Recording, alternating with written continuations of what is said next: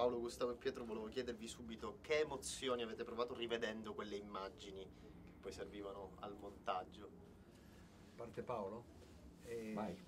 Beh, non abbiamo ancora visto il film, però abbiamo visto degli spezzoni girandolo, eccetera, e l'emozione è stata forte. Immagino che sarà ancora più grande quando vedremo il tutto insieme, oltretutto, noi tre lì con il nostro Giovanni. No, è un'emozione, è un'emozione.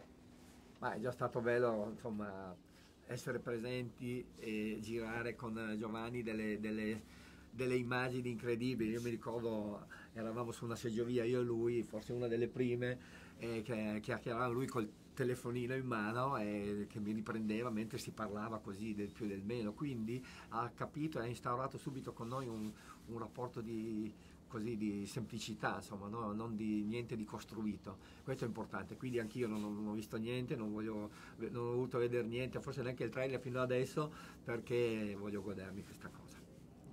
Ma un po' anche la stessa cosa per me, perché anch'io non l'ho ancora visto, ho visto solo quei spezzoni che abbiamo.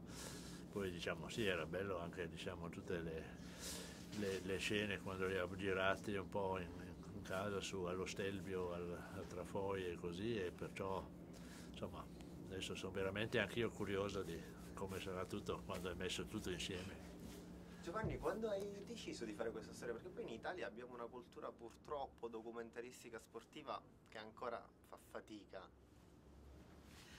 Guarda, l'idea viene da quel documentario che ha fatto, quella serie che ha fatto Procacci sulla squadra, no?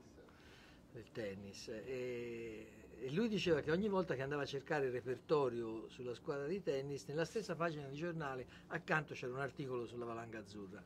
E quindi diceva forse ne vale la pena di fare qualcosa sulla Valanga Azzurra. Sapeva del mio passato di modesto sciatore, e però insomma mi ha detto forse sei il regista giusto per fare questa cosa. Io avevo sempre pensato nella mia vita che un omaggio andava reso a questa squadra mitica, però non avevo mai pensato di fare un documentario perché non sono un documentarista, per cui anche si vede che il mio documentario è un po' diverso dagli altri documentari proprio perché non l'avrei potuto fare per nessun altro sport in quel modo in cui l'ho fatto, no? Per cui la mia carriera di documentarista diciamo che finisce qui, Inizia e finisce qui. finisce proprio qui. Quindi Però non ti sei divertito troppo però dal punto di vista registico? no, mi sono divertito molto, però soltanto perché c'erano loro, perché c'erano i miei miti e quindi io andavo a casa di Gustavo, andavo a casa di Piero, di Paolo, insomma era un sogno che volevo coronare,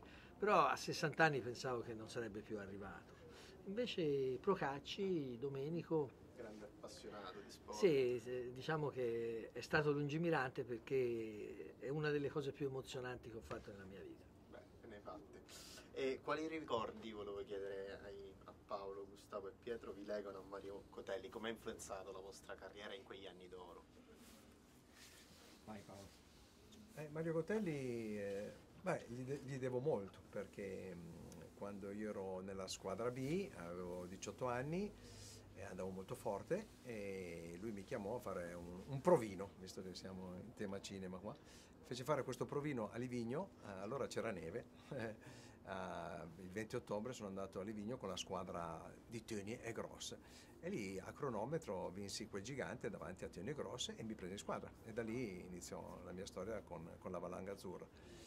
Poi con Mario Cotelli ci sono stati alti e bassi, era un grande condottiero, un grandissimo direttore tecnico, era molto lucido, molto determinato, un grande manager, organizzatore, bravo anche dal punto di vista tecnico, però io ho avuto delle divergenze con lui, ma poi dopo ho capito quanto fosse difficile il suo ruolo, perché è chiaro che Tony e Gross il posto ce l'avevano, ma gli altri, anche se erano nei primi 5-6 del mondo, era dura perché c'erano solo 4 posti per i mondiali e Olimpiadi, quindi bisognava sgomitare e ogni tanto ci sono stati degli attriti con Mario Cotelli. Poi siamo rimasti amici e siamo tornati ad essere amici nel tempo, anche quando io lavorando in Rai, quando si capitava a Bormio, lui era di Bormio, di Sondrio eccetera, veniva sempre in postazione con me a commentare le gare e poi purtroppo ci ha lasciati. Mario è stato un grandissimo organizzatore, è nato insieme a Gustavo perché ha preso le redini di Warnè, Warnè che era il direttore tecnico della nazionale italiana prima dell'evento Tony. Io da 18enne mi ricordo che ero in Coppa Europa, mi sono rotto un braccio ed estate mi mandò ad agosto in Australia a fare delle gare per fare punti. Ho iniziato a fine 72, a settembre-ottobre, gli allenamenti, ho iniziato gli allenamenti con Gustavo, sono diventato un suo compagno di squadra e mi ha portato a Val d'Isera al debutto e ho vinto la prima gara. Quindi che dirvi di Mario Cotelli? Poi come dice Paolo, insomma, le cose possono anche cambiare, i risultati diciamo condizionano molto, però di fatto è stato insieme a Oreste Pecedi il vero artefice di questa grande valanga azzurra. Posso dire anche più o meno la stessa cosa, posso confermare. Sì, quello, però no, Mario era molto simpatico, anche poi diciamo anche per me forse era anche importante perché lui teneva sempre i giornalisti, li raccontava, li faceva, perché io ero di poche parole, perciò lui insomma spianava un po' e creava che potessero scrivere dei belli articoli.